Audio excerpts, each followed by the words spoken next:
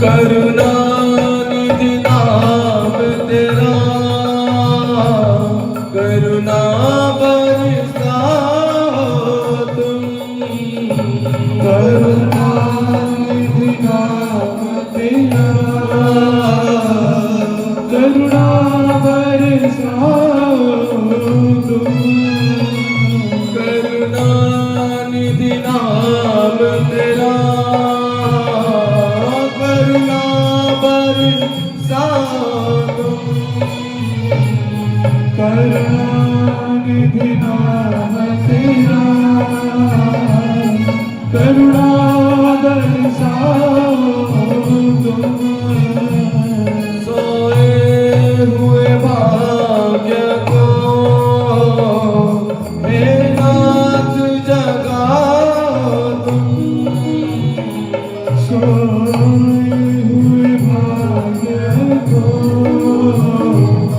हे नाथ जगाओ तुम। हे नाथ जगाओ तुम। हे नाथ जगाओ तुम। मेरी नाव भंवर डोले, उसे पार लगा देना। मेरी नाव भंवर डोले, उसे पार लगा देना।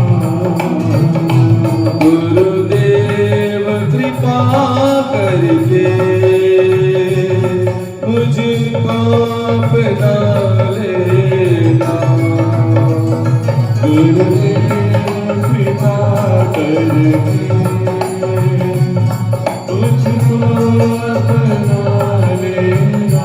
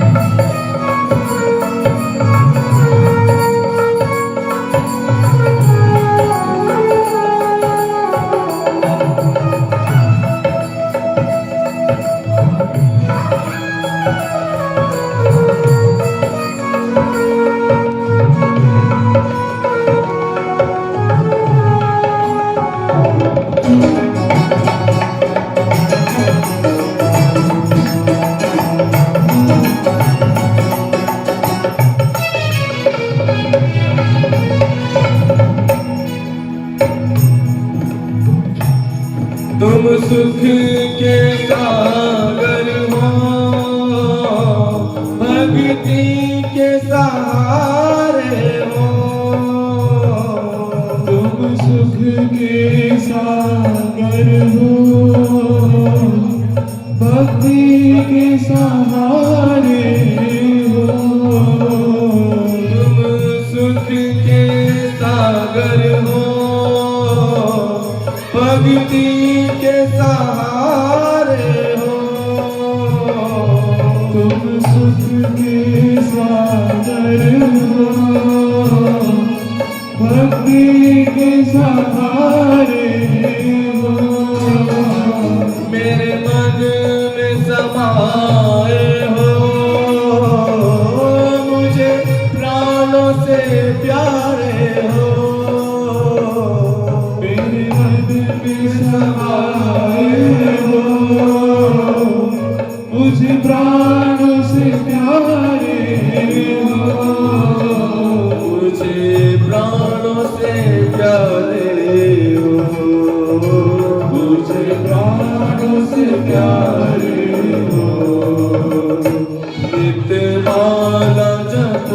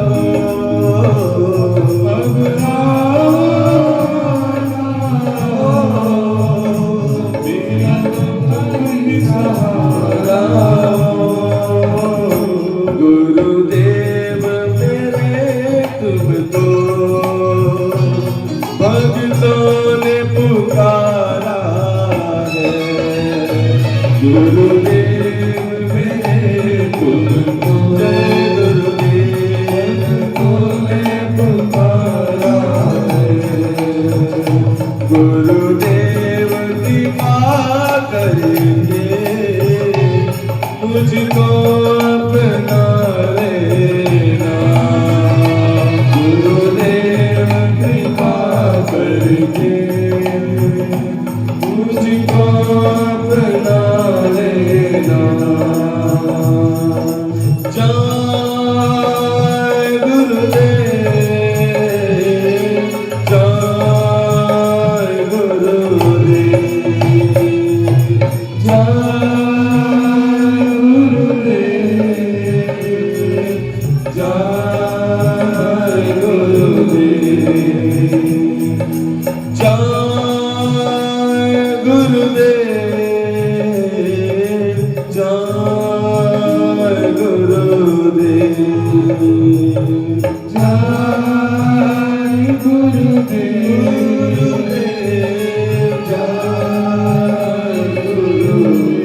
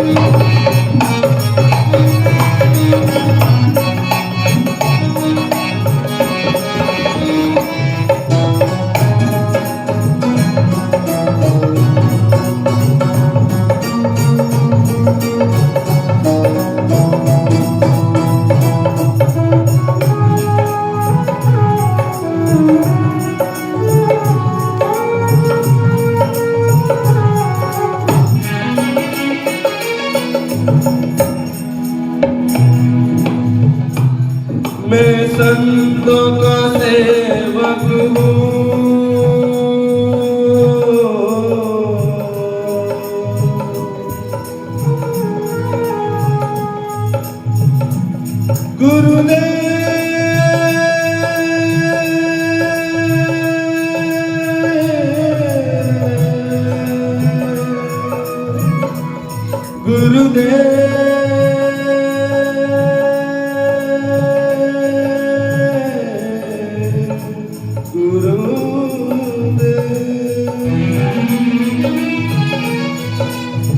एक भरोसा एक व्रत, एक आस विश्वास,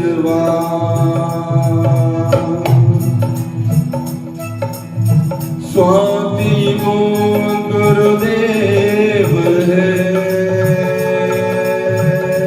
और चातक ये अधमदास, और चातक ये अधमदास, और चातक ये अधमदास, और चातक ये अधमदास। मैं संतों का सेवक हूँ, गुरु चरणों का दास हूँ। मैं संतों का सेवक हूँ, गुरु चरणों का दास हूँ। नहीं नाथ बुलाना मुझे इस जग में अकेला हूँ, बुलाना मुझे इस जग में अकेला हूँ। मैं इस जग में अकेला हूँ, इस जग में अकेला हूँ। तेरे द्वार का भिखारी हूँ, नहीं दिल से भुला देना। द्वार का भिखारी हूँ, जय गुरुदेव, नहीं दिल से भुला देना। गुरुदेव कृपा करके मुझको अपना लेना। गुरुदेव कृपा करके मुझको अपना लेना।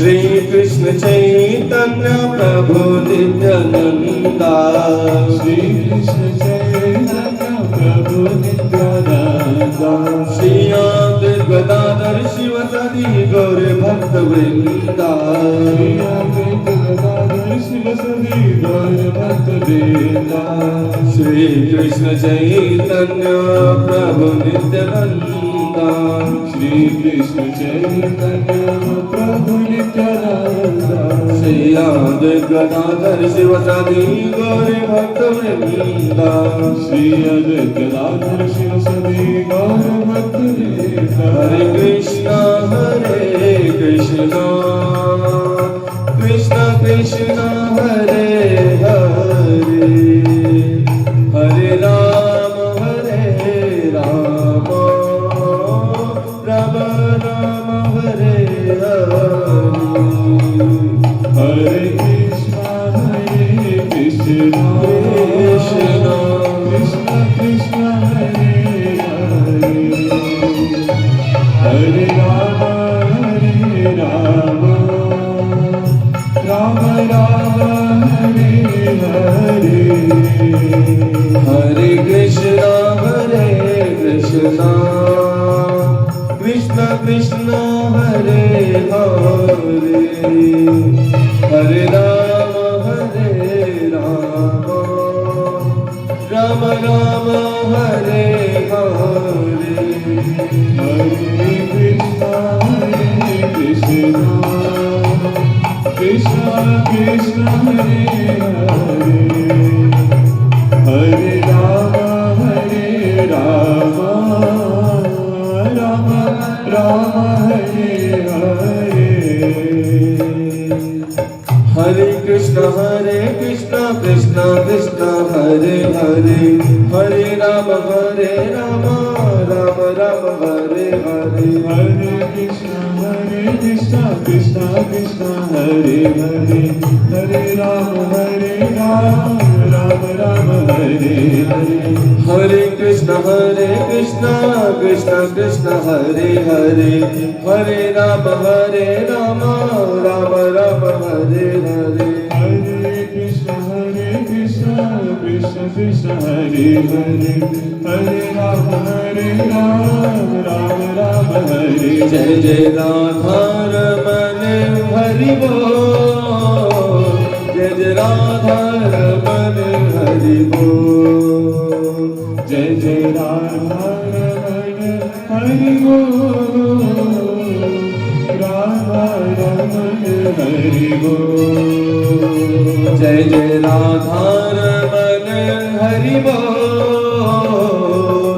राधा रमन हरि बोल जय जय राधा रमण हरि बोल राधा रमण हरि बोल जय जय राधा रमन प्यारो राधा रमन जय जय राधा रमण प्यारो राधा रमण जय जय राधा रमन प्यारो राधा रमन जय राधा रमण प्यारो राधा रमण जय जय राधा रमन प्यारो राधा रमन जय राधा रमण प्यारो राधा जय जय राधा रमन प्यारो राधा रमन जय राधा रमण प्यारो राधा रमण जय जय राधा रमन हरि बोल राधा रमन हरि बोल जय जय राधा रमण हरि बोल राधा रमण हरि बोल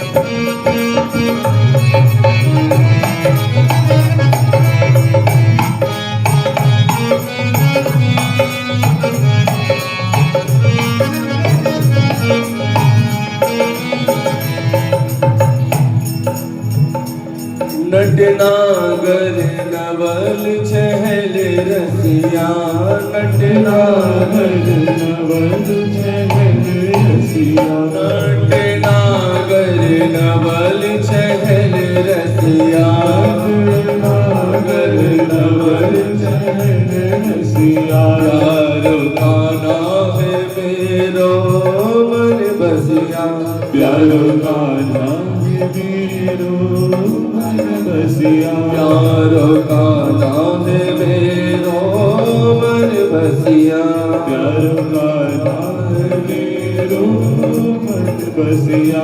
नटनागर नवल चहल रसिया, नटनागर नवल चहल रसिया, नटनागर नवल चहल रसिया, नटनागर नवल चहल रसिया।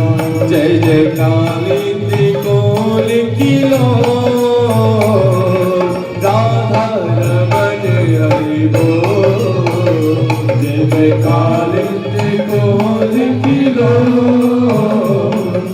राधा रमन हरि बोल, जय जय कालिंदी कोल किलो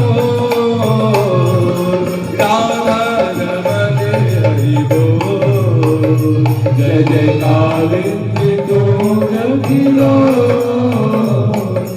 राधा रमन हरि बोल, जय जय राधा रमन प्यारो राधा रमन, राधा रमन प्यारो राधा रमन, जय राधा रमन प्यारो राधा रमन, राधा रमन प्यारो राधा रमन, जय जय राधा रमन प्यारो राधा रमन, राधा रमन प्यारो राधा रमन, जय जय राधा रमन प्यारो राधा रमन, राधा रमन प्यारो राधा रमन, जय जय राधा रमन प्यारो राधा रमन, राधा रमन प्यारो राधा रमन, जय जय राधा रमन प्यारो राधा रमन।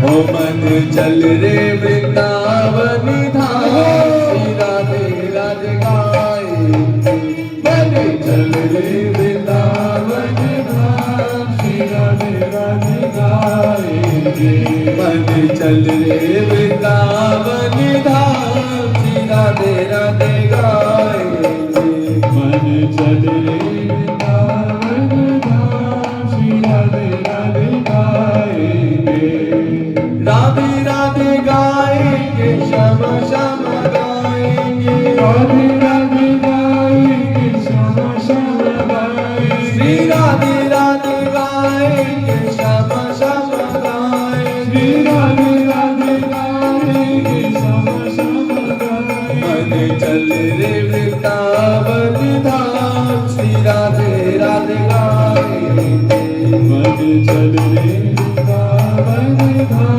राधे राधे राधे सभी लोग बोलिए, मन चल रे वृंदावन धाम, श्री राधे राधे गाएंगे, मन चल रे वृंदावन धाम, श्री राधे राधे गाएंगे,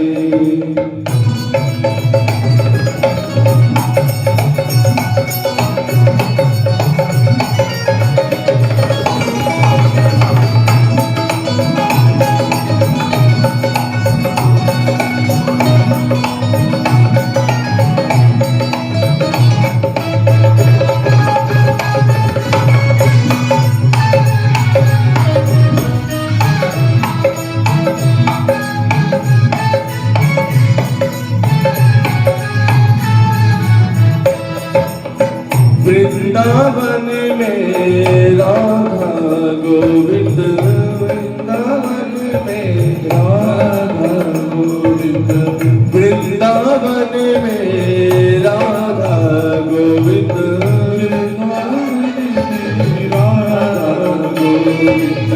राधा गोविंद हरि दर्शन दुर्लभ राधा गोविंद दर्शन दुर्लभ श्री राधा गोविंद दर्शन दुर्लभ राधा गोविंद दर्शन दुर्लभ तो दर्शन करो सुबह शाम श्री राधे राधे गाए तो दर्शन करो शुभ राधे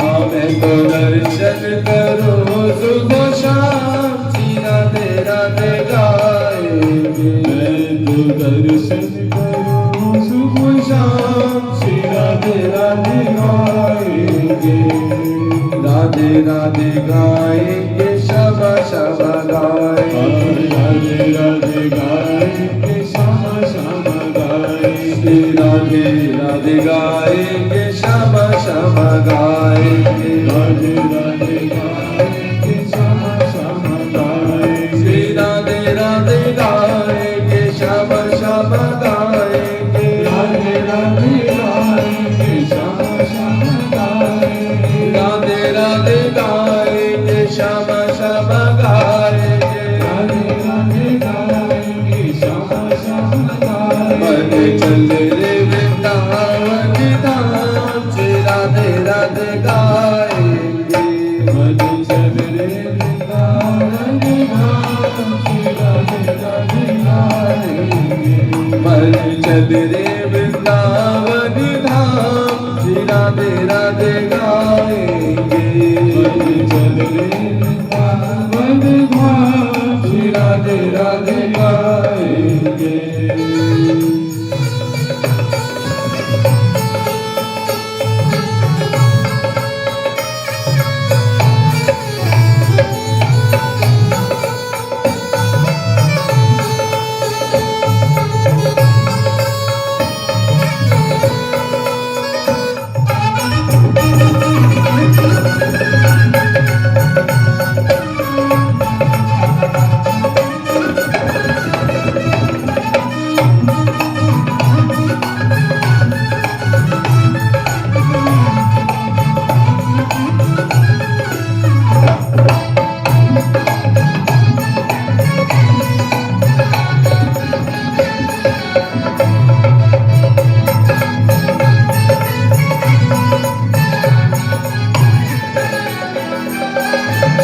वृंदावन में बाके बिहारी वृंदावन में बाके बिहारी वृंदावन में बाके बिहारी वृंदावन में बाके बिहारी बाके बिहारी की लीला है न्यारी बाके बिहारी की लीला है न्यारी श्री बाके बिहारी की लीला है न्यारी बाके बिहारी की लीला है न्यारी तो दर्शन करो आठों याम श्री राधे राधे गाएंगे मैं तो दर्शन करो आठों याम श्री राधे राधे गाएंगे मैं तो दर्शन करो आठों याम श्री राधे राधे गाएंगे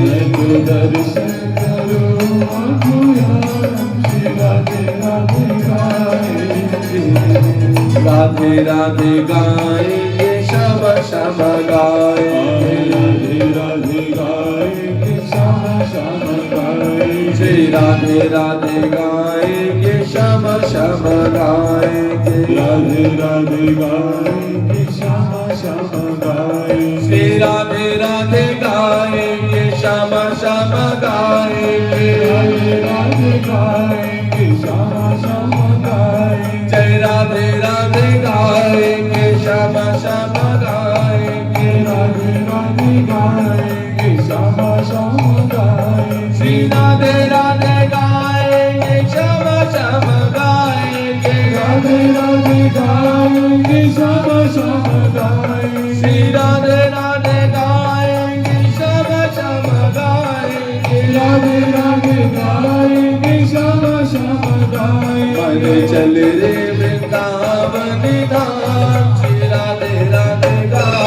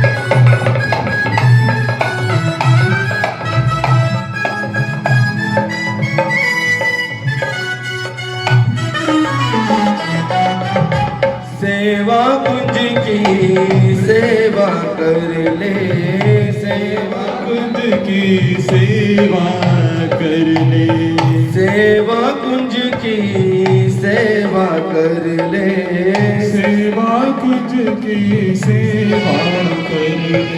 प्रिया प्रीतम को चित में धर ले, प्रिया प्रीतम को चित में धर ले, प्रिया प्रीतम को चित में धर ले, श्री प्रिया प्रियम को चित में धर ले।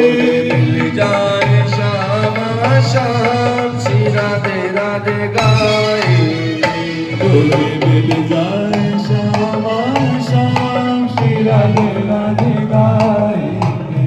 गोरे मिल जाए श्याम श्याम श्री राधे राधे गाएंगे, तोहे मिल जाए श्याम श्याम श्री राधे राधे गाएंगे। राधे राधे गाएंगे श्याम श्याम गाएंगे, राधे राधे गाएंगे श्याम श्याम गाएंगे। राधे राधे गाएंगे श्याम श्याम गाएंगे, राधे राधे गाएंगे श्याम श्याम गाएंगे। जय राधे राधे गाएंगे श्याम श्याम गाएंगे, राधे राधे गाएंगे श्याम श्याम गाएंगे। श्री राधे राधे गाएंगे श्याम श्याम गाएंगे, राधे राधे गाएंगे श्याम श्याम गाएंगे। राधे राधे गाएंगे श्याम श्याम गाएंगे, राधे राधे गाएंगे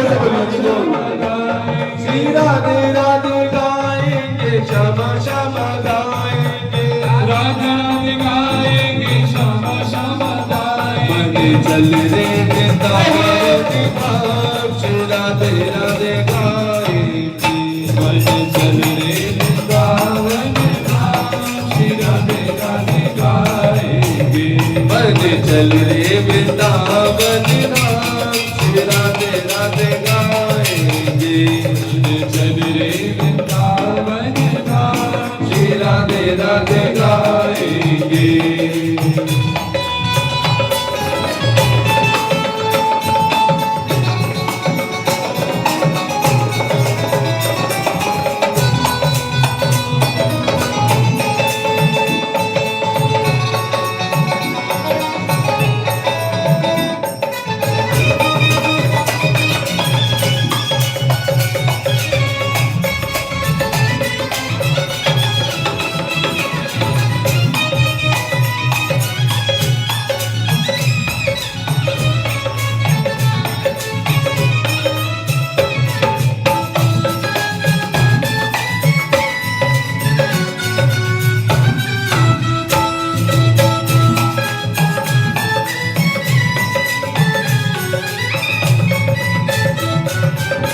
वृंदावन में यमुना किनारा, वृंदावन में यमुना किनारा, वृंदावन में यमुना किनारा, वृंदावन में यमुना किनारा।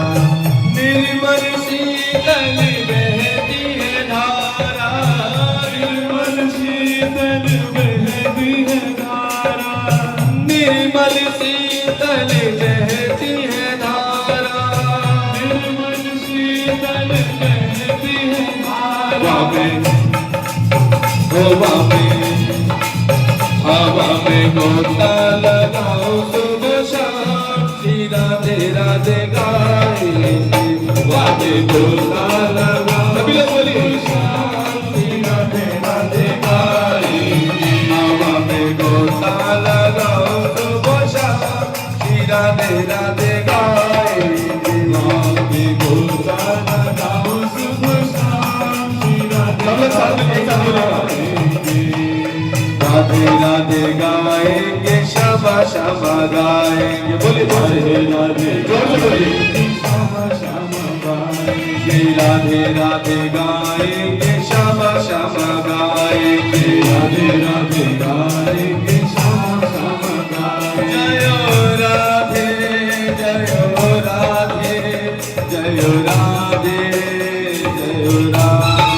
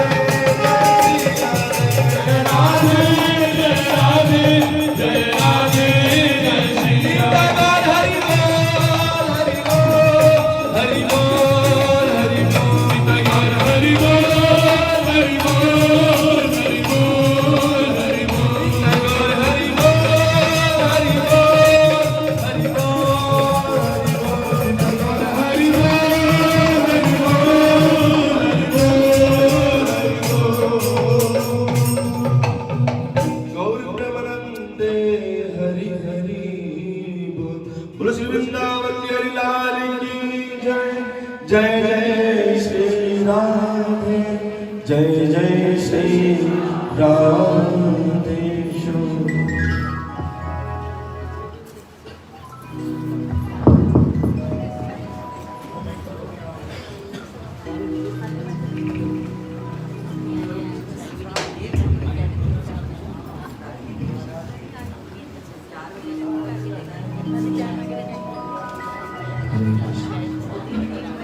बोलो वृंदावन विहारी लाल की जय। जोर से बोलो जय जय श्री राधे।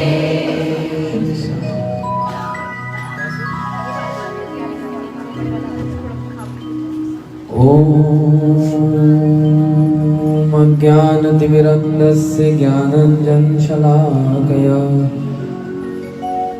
चक्षुरुन्मिलितं येन तस्मै श्रीगुरुवे नमः। गुरुवे गौरचन्द्राय राधिकाय तदालये कृष्णाय कृष्णभक्ताय तद्भक्ताय नमो नमः। वाञ्छाकल्पतरुभ्यश्च कृपा सिन्धुभ्यैव च पतितानां पावनेभ्यो वैष्णवेभ्यो नमो नमः। गौरसर्जत्रामितनिधि गौरं सर्वं स्तुवे गौरेण प्रतितं रहस्य भजनं गौरं सर्वं वन्दने। गौरस्ति कृपालुरात्रिनपरो गौरस्य भृत्यः भवां गौर गौरमचरामि भगवान् गौर प्रभु रक्ष माम्। अजानुलम्बितो भुजो कनकवदातो संकीर्तनेकपित्रो कमलायताक्षो विशंबरो द्विजवरो युगधर्मपालो वन्दे जगत्प्रियकरो करुणावतारो। नारायणं नमस्कृत्यं नरं चैव नरोत्तमं देवीं सरस्वतीं व्यासं ततो जयमुदीरये। या स्वानुभावम् अखिश्रुतिसारमेकम् अध्यात्मदीपं मितिशते तमोऽन्नम् संसारकरुणापुराणगुह्यं तं व्यासमुपयामि गुरुमुनिनाम्। हे कृष्ण करुणा सिंधु दीनबंधु जगत्पते गोपेश गोपीकांत राधाकांत नमोस्तुते। तप्त कांचन गौरांगी राधे वृंदावनेश्वरी वृषभानुसुते देवी प्रणमामि हरिप्रिये। वृंदाय तुलसी देवी प्रियाय केशवस्य च कृष्ण भक्ति प्रदे देवी सत्यवते नमो नमः। श्री कृष्ण चैतन्य प्रभु नित्यानंद श्री अद्वैत गदाधर शिवासादि गौर भक्तवृंद। सभी बोलो हाथ उठाकर बोलो हरे कृष्णा कृष्ण कृष्ण हरे हरे हरे राम राम राम हरे हरे। एक बार फिर हरे कृष्णा कृष्ण कृष्ण हरे हरे हरे राम राम राम हरे हरे।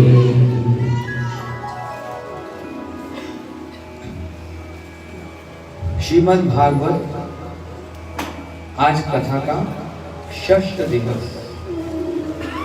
पूर्व प्रसंगों में श्री कृष्ण जन्म कथा और श्री राधा जी की जन्म कथा को, श्री कृष्ण की बाल लीलाओं को हम लोग श्रवण कराए। आज हम लोग भगवान की, आज हम लोग श्री कृष्ण की वो लीला को श्रवण करेंगे जिसका बहुत ही विस्तार है और जिस लीला में भगवान अपने संपूर्ण ऐश्वर्य को भी प्रकट कर रहे हैं और अपने माधुर्य को भी प्रकट कर रहे हैं। ध्यान से समझना। आज हम लोग गिरिराज गोवर्धन जी की कथा को श्रवण करेंगे, जिसके दर्शन, जिसकी परिक्रमा सारा संसार जाकर देता है। कौन कौन गोवर्धन गए बताओ तो? हाँ, सभी गोवर्धन जी गए। गोवर्धन जी की महिमा ही ऐसी है। ये वो लीला है जिसमें श्री कृष्ण अपने संपूर्ण ऐश्वर्य को प्रकट कर रहे हैं, लेकिन माधुर्य इतना उन्नत और इतना श्रेष्ठ है कि कोई ऐश्वर्य को तो गिन नहीं रहा, परंतु माधुर्य की ओर अधिक ध्यान है। कार्तिक का मास आया, कार्तिक महीना आता है ना, और कार्तिक महीने में, कार्तिक महीने को कहा जाता है नियम सेवा व्रत, अर्थात सभी भक्त एक एक नियम लेकर कार्तिक महीने को मनाते हैं। कोई ये व्रत लेता है कि मैं रोज 16 माला जप करूंगी, कोई व्रत लेता है मैं दिन में एक बार ही भोजन करूंगा, कोई व्रत लेता है कि मैं रोज वृंदावन की परिक्रमा करूंगा, कोई व्रत लेता है कि मैं रोज भागवत पढ़ूंगा या फिर रोज भागवत सुनूंगा, कोई ये व्रत लेता है मैं रोज तुलसी जी को दीपक दिखलाऊंगा, और कोई ये व्रत लेता है कि मैं इसमें से कुछ भी नहीं करूंगा।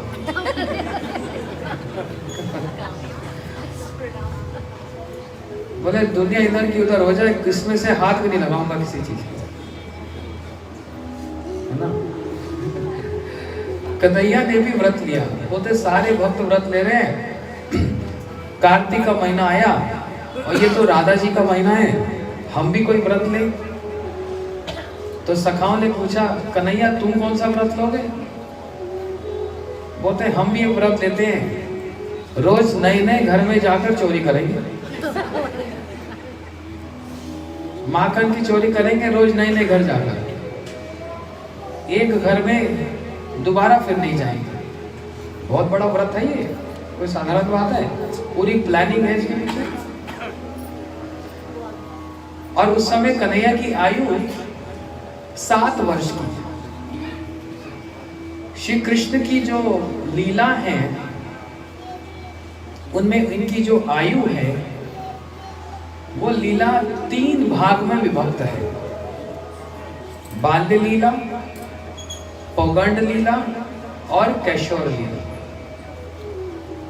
बाल्य लीला में तो माखन चोरी करना, माटी खा लेना इत्यादि। पौगंड लीला में गैयों को लेकर बाहर जाना और गैयों को, बछड़ों को ले जाकर घास चरवाना। और कैशोर लीला में तो रास इत्यादि करना। तो सभी लीलाओं में, इन तीनों में जो सबसे श्रेष्ठ है वह है किशोर लीला, जहां पर पूरा का पूरा रूप का निखार आ रहा है। किशोर किसको बोलते हैं? बोलते हैं टीनेजर इंग्लिश में तो। और इस आयु का गुण पता क्या है? किशोर का गुण क्या है? किशोर आयु का गुण कि हम किसी की बात नहीं सुनेंगे, ये उसका गुण है। जो अपनी ही मौज में चलता है, ये किशोर अवस्था होती है, और हम सभी उसी से निकलते हैं। भगवान बाल्य लीला भी कर रहे हैं। जो भगवान बाल्य लीला करते हैं, उस बाल्य लीला को जो श्रवण करता है, उसका आशीर्वाद वरदान शुद्धदेव गोस्वामी जी दे रहे हैं, ये कहकर कि ये अवतारे ना भगवान हरिश्वर करो तो कर्ण रमयानी। बोलते कानों का एक रोग है सबको। कान का क्या रोग है? दर्द होता है? बोलते नहीं, कान का रोग ये है कि हम किसी की गुण तो सुन नहीं सकते, चुगली सुनने के लिए कान सब समय बड़े उस्ताद और तेज रहते हैं। जो कानों से भगवान की कथा सुनकर और भक्तों का चरित्र सुनकर हम धीरे धीरे धीरे धीरे भगवान के साथ सानिध्य को प्राप्त कर लें, वही कान वहां न लगाकर हम लोग इसकी चुगली, उसकी चुगली, इसकी निंदा, उसकी निंदा, उसी में ही सारा समय निभा देते हैं। यह है कान का रोग। ठीक है, तो सुखदेव गोस्वामी जी कह रहे हैं जिनको ये कान का रोग है उनके लिए बाल लीला सबसे अच्छी, सबसे उपयुक्त है ये बाल लीला श्रवण करना। बड़ी चंचलता कर रहे हैं भगवान, सुन के हृदय में बड़ा आनंद होता है। और जब किशोर लीला कर रहे हैं तो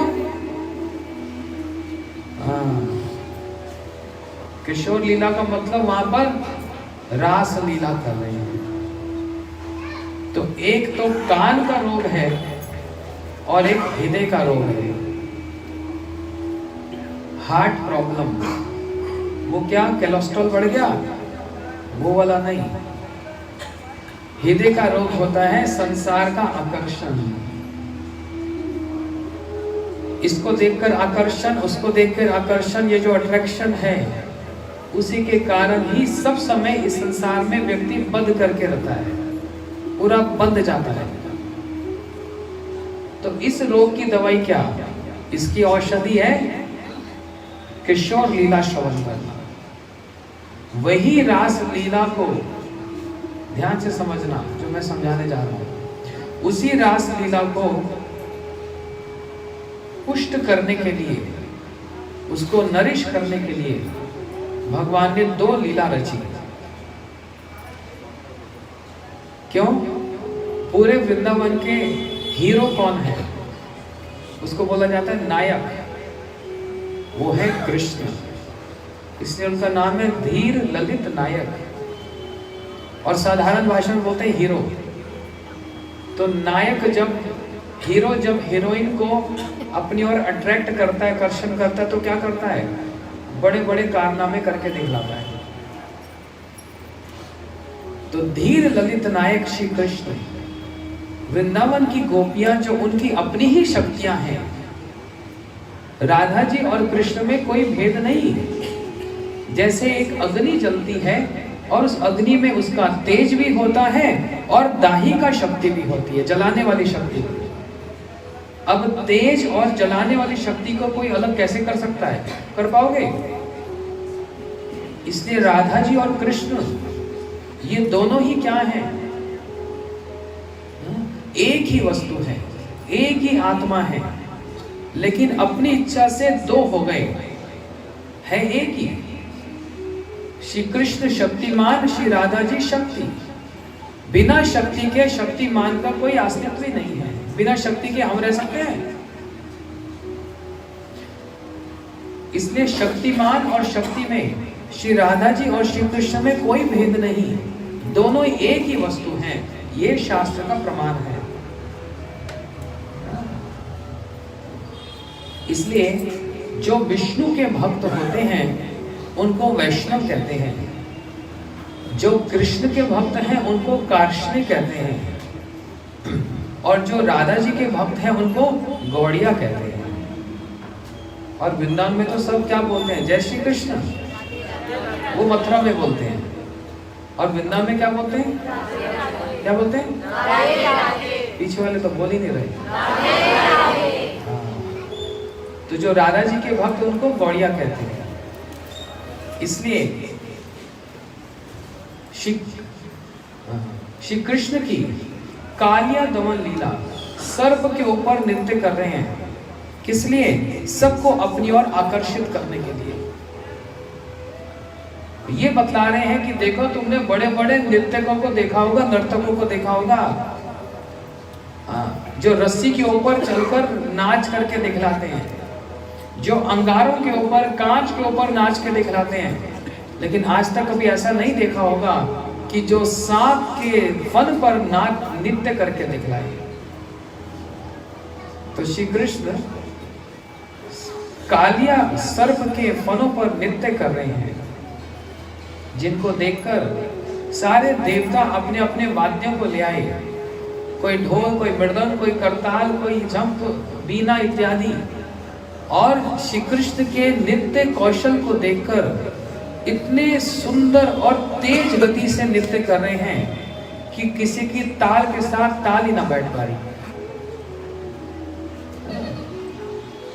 हमारे भक्त लोग गान कीर्तन करते हैं जब, और पीछे वो हमारे म्यूजिक वाले भैया बजाते हैं कैसियो, और ढोलक बजती है।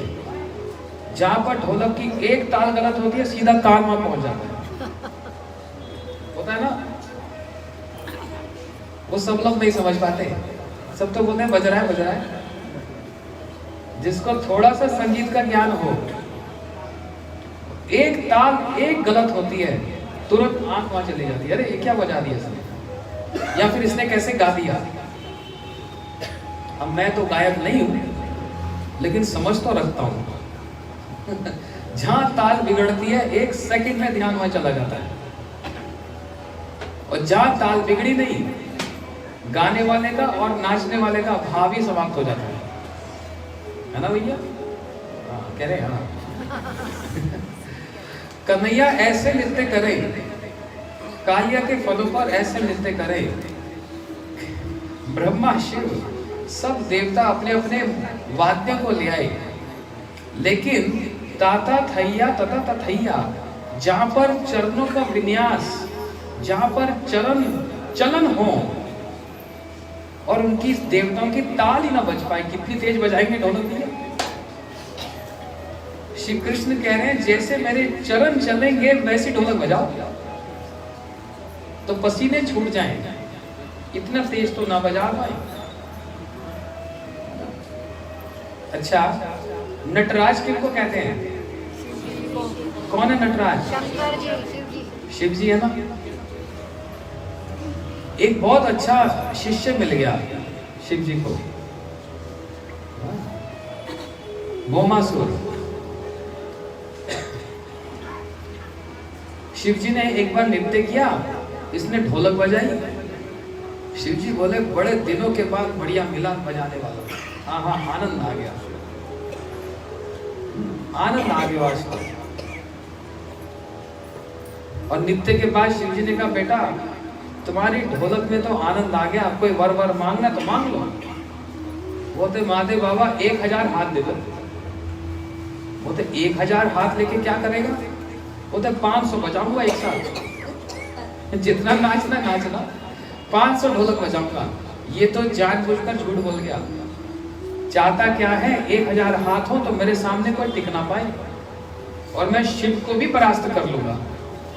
ये जितने असुर शिव जी की पूजा आराधना करके इन्हीं से वर लेके इनको ही मारने के लिए आगे आ जाते हैं और बहाना बनाते हैं हमको ढोलक बजानी है। तो सबत सदुपाज सुरेशा शक्र पर परमेष्टि पूर्वका, सारे देवता अपने वाद्यों को रख दिए और श्री कृष्ण के नित्य कौशल को जो निहार रहे हैं। आहा, क्या सुंदर नृत्य कर रहे हैं। और उसी नृत्य से कृष्ण क्या कर रहे हैं? अपने सभी सखाओं को और अपनी गोपियों को अपनी ओर आकर्षित कर रहे हैं कि देखो इससे सुंदर कोई नृत्य करने वाला है। तो ये जो लीला हुई, ये रास लीला की इंट्रोडक्टरी मतलब भूमिका बनाने के लिए, सबको अपनी ओर आकर्षण करने के लिए। और दूसरी जो लीला हुई वह हुई गोवर्धन धारण लीला। कन्हैया 7 वर्ष के बालक हो गए। देखो जो कार्तिक का महीना इतना शुभ क्यों माना जाता है? ये जितनी हम कृष्ण कथा को सुन रहे हैं, जो लीला सुन रहे हैं, ये समस्त लीला, अधिकांश लीला कार्तिक महीने में ही हुई।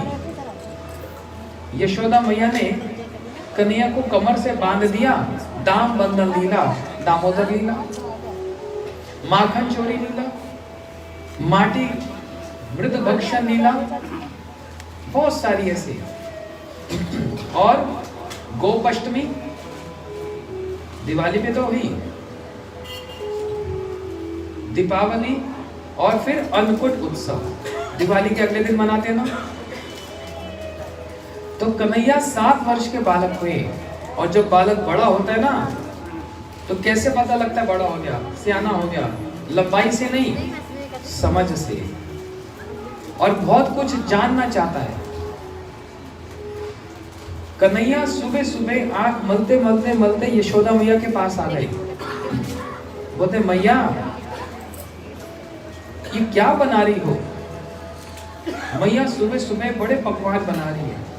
यशोदा मैया के यहाँ पर हजारों दासियां हैं, लेकिन पूजा के लिए और कन्हैया के सुख के लिए मैया स्वयं अपने हाथों से बनाई, अपने हाथों से बनाई।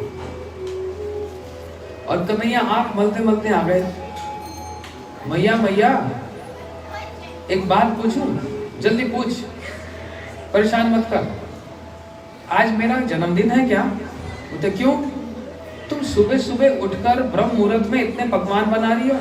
मैंने बोला जा बाबा से पूछ, हमको परेशान मत कर, हमें परेशान मत कर जा।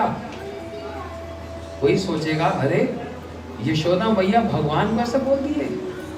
वो तो हम समझ रहे हैं कि मैया ने भगवान को ऐसा कह दिया। मैया थोड़ी ना माने कि कृष्ण भगवान है। मैया तो एक कान मरोड़ दे और एक छड़ी उठाकर जो शासन कर दे, वो ना माने। कन्हैया ने इतना प्रयास कर लिया, क्या क्या दिखा दिया, अपने मुख में सारा विश्व ब्रह्मांड दिखला दिया। मैया ने कभी विश्वास नहीं किया कि कन्हैया भगवान है।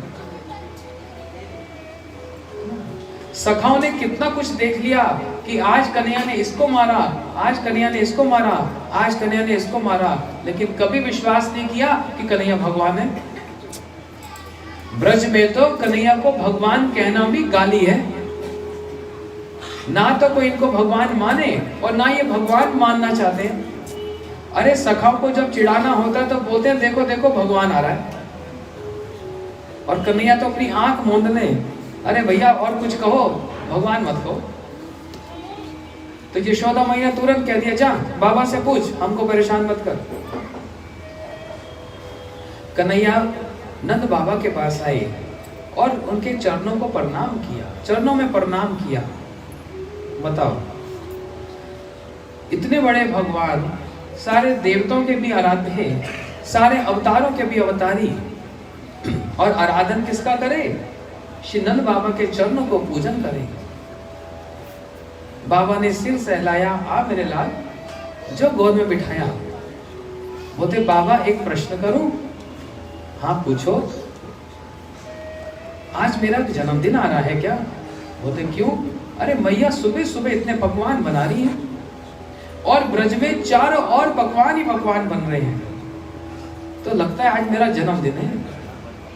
बाबा ने कहा चुपचाप बैठ जा, कोई तेरा जन्मदिन ना है। तो फिर इतने सारे पकवान किसके लिए? मैं तो सोचा मेरे को ही भूख लगेंगे। नंद बाबा हंसकर बात को टाल दिए। ना ना बालक, तू जा बच्चों के साथ खेल, बालकों के साथ खेल, अब तुझे क्या समझ आएगी ये सब बात। तो कन्हैया ने कहा बाबा अब हम बड़े हो गए, अब हम सियाने हो गए, सब बात जानना चाहते हैं, तो बतलाओ तो सही ये पकवान किसके लिए? नंद बाबा ने सीधी सीधी बात कह दी। तो सुन कन्हैया, हम हर वर्ष देवताओं के राजा की पूजा करते हैं, एक देवता की पूजा करते हैं और सारे पकवान उसको भोग लगाते हैं। कन्हैया मन में सोचने लगे बाबा ये क्या कह दिया आपने? मैं आपके चरणों की वंदना करूं, आपके चरणों का पूजन करूं, ऐसा कौन सा देवता आ गया जिसकी पूजन आप करें? ऐसा कौन सा देवता जिसका पूजन आप करें? तो बाबा ने कहा तू थोड़ी ना जानता है देवताओं के नाम, अब मैं तुझको क्या बोलूं? बोले बाबा अब हम बड़े हो गए, ये परंपरा हमको तो निभानी है, तो पता तो लगे हो क्या रहा है। तो बाबा ने कहा अच्छा तो सुन, हम प्रत्येक वर्ष देवताओं के राजा इंद्र की आराधना करते हैं और ये सारे भोग सामग्री इंद्र को भोग लगती है। कन्हैया ने कहा वो क्यों? हर बात पे प्रश्न, किसका पूजा, क्यों पूजा, कैसे पूजा? तो पूछ लिया क्यों करते हो? बाबा ने कहा सीधी सीधी बात है, इंद्र वर्षा का देवता है, उसको हम प्रसन्न करते हैं और जब वो प्रसन्न हो जाए तो ढेर सारी वर्षा करे, और जब वर्षा हो तो हरी हरी घास उग जाए और हमारी गैया उन घासों को खाकर ढेर सारा दूध दे। बाबा ने चुप हो गए और कन्हैया तो वही देखते रह गए। बस हो गई बात खत्म। तो बोलते और नहीं तो क्या, और क्या सुनेगा। बोलते बाबा हमको तो आपकी बात बिल्कुल भी जची नहीं। कृष्ण मन में विचार कर रहे हैं, देवताओं का पूजन नहीं करना चाहिए। अब ये मैं नहीं कह रहा हूं, ये गोवर्धन धारण लीला करने का श्री कृष्ण के बहुत सारे प्रयोजन हैं, मुख्य प्रयोजन भी और गौण प्रयोजन भी। क्यों, क्या कारण है? ऐसा कहा जाता है अनादर किसी का ना हो, सभी पूजनीय हैं, सबको नमस्कार है, लेकिन पूजन आराधन और प्रसाद किसका हो? बोलते हैं जो तीनों गुणों से ऊपर हो, जो तीनों गुणों से अतीत हो, उनका आराधन और उनका प्रसाद पाना चाहिए। वो क्यों? अब ध्यान से समझना, थोड़ा सा शास्त्र, थोड़ा सा सिद्धांत और थोड़ा सा सामान्य ज्ञान, लॉजिक। जितने राक्षस होते हैं वो तमोगुण में होते हैं। आप किसी राक्षस को, भूत प्रेत को कोई भोग लगाओ, जानते हो उनको भी भोग लगता है, और आप उसको खाओ तो पता क्या होगा? तामसिक गुण बढ़ जाएगा। जो जिसका जूठा खाता है वही गुण बढ़ जाता है। किसी व्यक्ति का जूठा यदि खाओ, व्यक्ति मतलब मनुष्य, इनमें रजोगुण प्रधान होता है, तो उसके गुण आपके अंदर आ जाएंगे। वो कहते हैं ना, इसका जूठा खाओ तो उसका प्यार आपको आ जाएगा। प्यार तो आएगा ही, उसकी बीमारी भी आपको आ जाएगी। जिसका जूठा खाएंगे उसके गुण हमारे अंदर आ जाते हैं, इसलिए किसी का जूठा नहीं खाते। क्योंकि हम कोई बहुत बड़े महात्मा और सारे गुणों से परे नहीं हैं, तो वो जूठा खाने से वो गुण हमारे अंदर आते हैं। देवता सब ये सत्वगुण प्रधान है, ये भी तीन गुणों के अंदर ही जो सत्वगुण है उसमें आते हैं। इसलिए इनका जूठा खाने से क्या होता है? सत्वगुण बढ़ जाता है। और भक्ति में तीनों ही बाधा हैं। जिसको भक्ति करनी है वो, और जिसको नहीं करनी वो तो फिर बात ही छोड़ दो। जिसको भगवान की भक्ति करनी है और भगवान का सानिध्य चाहते हैं, तो तीन गुणों से ऊपर उठना ही पड़ेगा। इसलिए देवताओं का यदि जूठन खाया जाएगा, प्रसाद पाया जाएगा, तो उसमें सत्व गुण आएगा। वो भक्ति में तीनों ही बाधा है। जैसे एक सोने की जंजीर हो, आपको कुर्सी से बांध दो, पूरी तरफ सोना ही सोना। एक चांदी की जंजीर हो और एक लोहे की हो, कोई अंतर है? आपको कुर्सी से 1 महीने के लिए बांध दिया जाए, बोलते सोने की चेन से बांध देंगे, अच्छा लगेगा? बंधन तो बंधन है, हाँ देखकर तो मन बड़ा प्रसन्न होगा, सोना ही सोना है चारों तरफ। लेकिन बंधन है कि नहीं? ये सोने का बंधन, चांदी का बंधन, लोहे का बंधन, सत्वगुण, रजोगुण और तमोगुण, ये तीन बंधन ही है और कुछ नहीं। और इन तीन गुणों से ऊपर गुणातीत कहते हैं। इसलिए भगवान का प्रसाद, भगवान श्री राम, श्री नरसिंह, श्री कृष्ण, ये तीनों गुणों से ऊपर उठे हुए हैं, इनका प्रसाद पाना चाहिए। इसलिए स्वयं श्री कृष्ण जो भगवान हैं, इन्होंने सारे समाज को, सारे संसार को ये शिक्षा देने के लिए अपने ही पिता को चुना और उन्हीं के द्वारा इंद्र की पूजा को, जो देवताओं का राजा है, इंद्र की पूजा को खंडित किया। बोलते बाबा इंद्र की पूजा क्यों करनी? बोलते अभी बतलाया ना वर्षा करेगा। तो कन्हैया कहने लगे बाबा एक बात बतलाओ, इंद्र होता ही कौन है वर्षा करने वाला? ये देवता सब,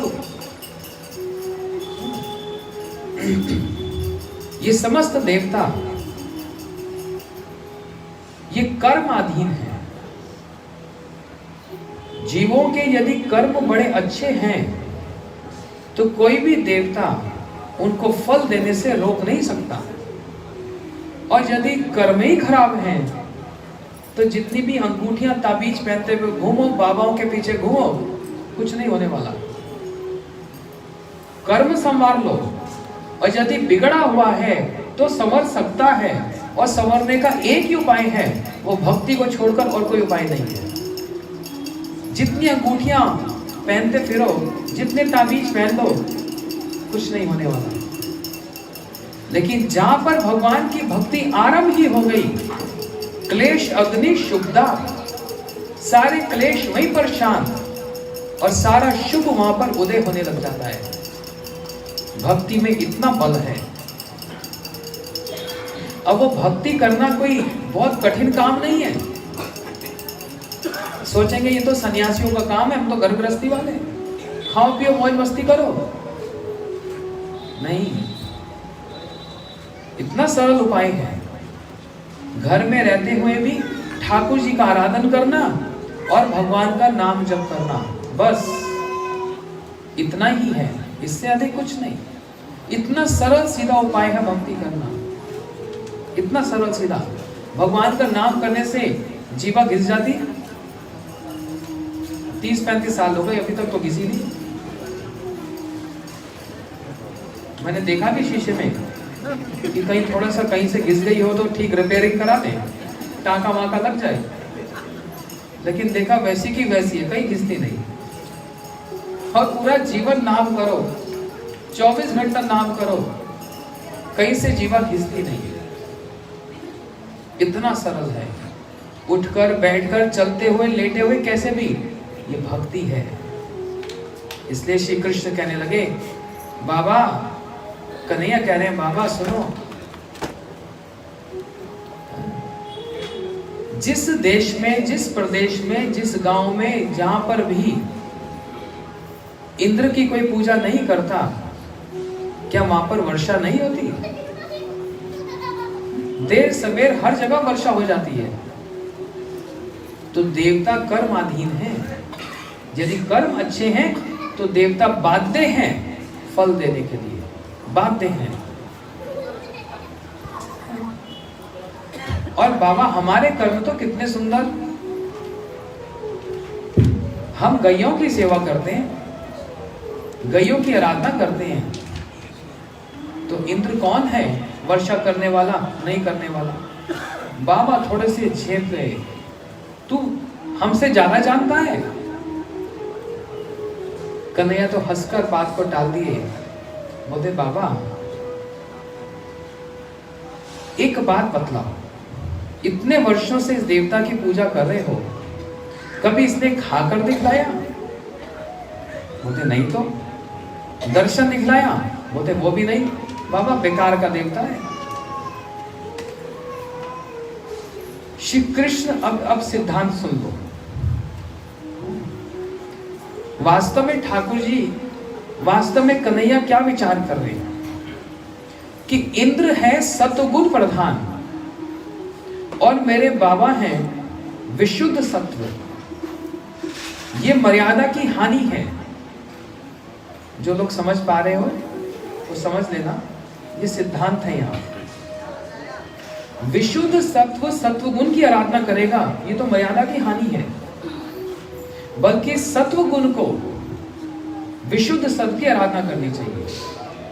देवताओं को मिलकर बाबा की और मेरे ब्रजवासियों की आराधना करनी चाहिए। जितने ब्रज के वासी हैं, ब्रजवासी, वे सब विशुद्ध सत्वमय हैं, तीनों गुणों से अतीत हैं।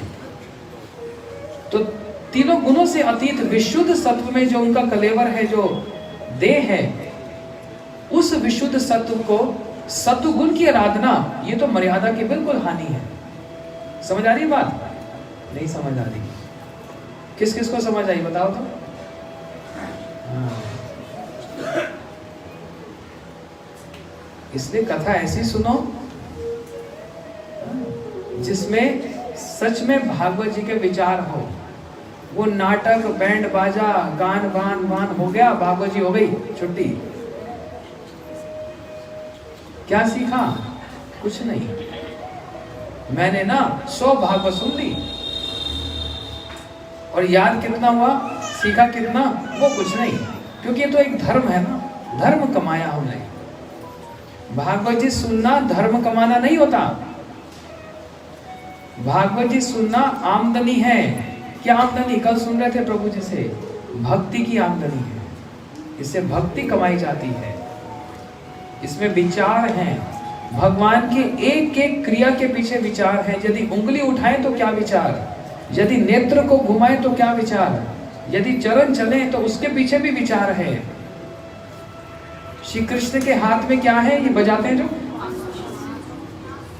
ये भी 3 है, एक नहीं है। एक वंशी है, एक मुरली है, एक वेणु है। तीनों के साइज अलग अलग हैं, तीनों में छिद्र भी गिनती के अलग अलग हैं और तीनों अलग अलग प्रयोग में आती है। मोर मुकुटी क्यों पहनते हैं और वो भी इस तरफ टेढ़ा क्यों होता है? ऐसे नहीं, हाँ जी पहन गया था, पहन लिया, थोड़ा सा टेढ़ा हो गया, ऐसे नहीं टेढ़ा हो गया। ये टेढ़े ही क्यों खड़े होते हैं? ये पीतांबरी क्यों धारण करते हैं? गले में वैजयंती माला ही क्यों धारण करते हैं? एक एक बात का इतना सिद्धांत, इतना विचार है। बस ऐसे नहीं हो गया, बहुत विचार है। ये विचार अभी हम सुनते हैं, हमारे बीच में हमारे गुरु भाई विपिन बिहारी प्रभु आए, ये भी बड़ी सुंदर कथा सुनाते हैं। ये सारे विचार बड़े सुंदर रूप से, हाँ बहुत बार इनसे सुना, तो भी ये आए, यही इनका स्वागत है।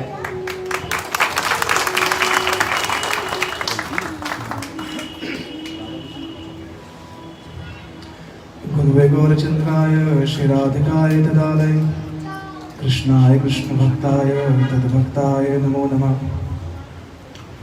सर्वप्रथम अपने मध्य गुरुपाद पद्म नित्य लीला प्रविष्ट ओम विष्णुपाद अष्टोत्तरशत श्री श्री विष्णु भक्ति वेदांत श्री नारायण गोस्वामी गुरु महाराज जी के अभय चरणारविंद मिनंत कोटि साष्टांग प्रणाम। तत्पश्चात संपूर्ण रूपानुगुरु परंपरा के चरणों में अनंत कोटि साष्टांग प्रणाम। हमारे बीच में व्यास आसन पर विराजित परम पूजनीय पूज्यपाद श्री भक्ति वेदांत श्री सिद्धांति महाराज जी के चरणों में अनंत कोटि साष्टांग प्रणाम। और समस्त वैष्णव वृंद, मातृ वृंद, श्रोत्र वृंद, हरि कथा श्रवण करने वाले, हरि कथा का आयोजन करने वाले, हरि कथा में अपने किसी भी प्रकार से योगदान देने वाले समस्त भक्तों को मेरा यथा योग्य प्रणाम। हरे कृष्ण। सारे भक्तों का स्वागत करो।